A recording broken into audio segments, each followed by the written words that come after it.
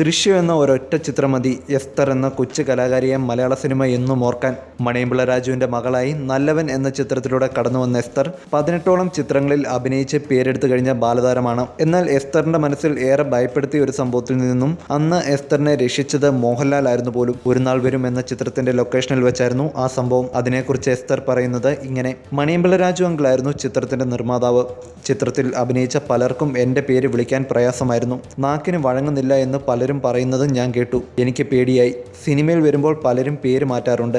അതുപോലെ എൻ്റെ പേര് മാറ്റുമോ എന്നായിരുന്നു പേടി. എനിക്കാണെങ്കിൽ എസ്തർ എന്ന എൻ്റെ പേര് ഒരുപാട് ഇഷ്ടവുമാണ്. ആ സമയത്താണ് ലാലങ്കിൾ സെറ്റിലേക്ക് വരുന്നത്. രാജു അങ്കിൾ എന്നെ പരിചയപ്പെടുത്തിയ ശേഷം ലാലങ്കിളിനോട് ചോദിച്ചു, ഈ കുട്ടിയുടെ പേര് എസ്തർ, ഈ പേര് മാറ്റണോ?